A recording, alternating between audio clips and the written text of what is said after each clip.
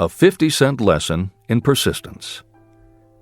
Shortly after Mr. Darby received his degree from the University of Hard Knocks, he witnessed something that proved to him that no does not necessarily mean no. One afternoon, he was helping his uncle grind wheat in an old-fashioned mill. The uncle operated a large farm on which a number of sharecropper farmers lived. Quietly, the door was opened, and a small child, the daughter of a tenant, walked in and took her place near the door. The uncle looked up, saw the child, and barked at her roughly, "What do you want?" Meekly, the child replied, "My mom says to send her 50 cents. "I'll not do it," the uncle retorted. "Now you run on home." But she did not move. The uncle went ahead with his work, not noticing that she did not leave. When he looked up again and saw her still standing there, he said, "I told you to go on home. Now go or I'll take a switch to you." But she did not budge. The uncle dropped a sack of grain he was about to pour into the mill hopper and started toward the child. Darby held his breath. He knew his uncle had a fierce temper. When the uncle reached the spot where the child was standing, she quickly stepped forward one step, looked up into his eyes, and screamed at the top of her voice, "My mom's got to have that 50 cents!" The uncle stopped, looked at her for a minute, put his hand in his pocket, took out $50, and gave it to her. The child took the money and slowly backed toward the door, never taking her eyes off the man whom she had just conquered. After she had gone, the uncle sat down on a box and looked out the window into space for more than 10 minutes. He was pondering, with awe, over the whipping he had just taken. Mr. Darby, too, was doing some thinking.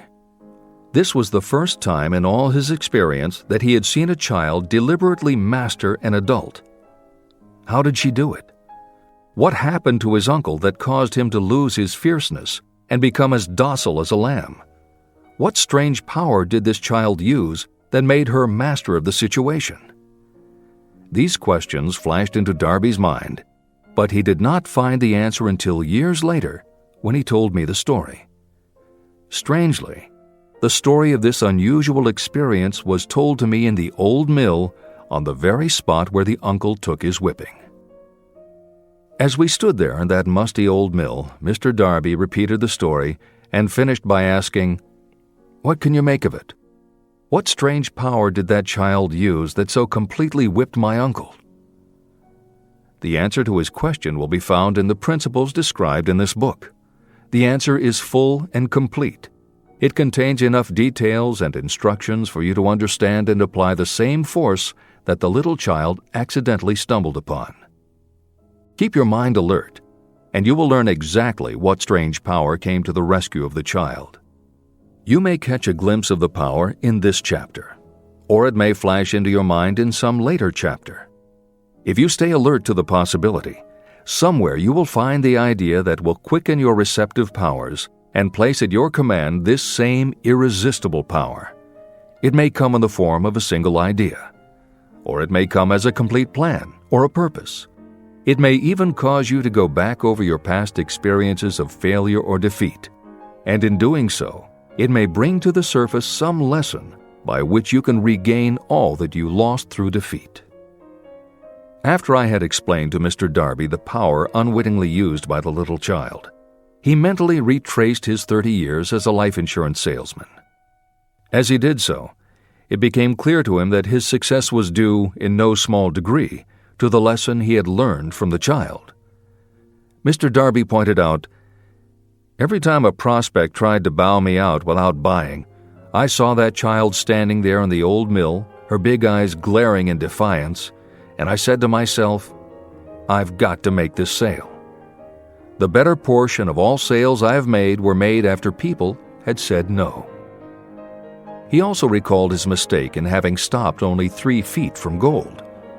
"But," he said, "that experience was a blessing in disguise. It taught me to keep on keeping on, no matter how hard the going may be. A lesson I needed to learn before I could succeed in anything." Mr. Darby's experiences were commonplace and simple enough. yet they held the answer to his destiny in life. In fact, to him the experiences were as important as life itself, and he was able to profit from these two important experiences because he analyzed them and found the lesson they taught. But what if you don't see the events of your life as being experiences of such profound significance? And what about the young person who doesn't yet have even minor failures to analyze? Where and how will they learn the art of converting defeats into the stepping stones to opportunity? That is exactly why this book was written, to answer those questions. To convey my answer, I have constructed 13 principles. These principles work individually or together as catalysts. The specific answer that you are looking for may already be in your own mind. Reading these principles may be the catalyst that causes your answer to suddenly come to you as an idea, a plan, or a purpose. One sound idea is all you need to achieve success. These 13 principles contain the best and most practical ways and means of creating ideas.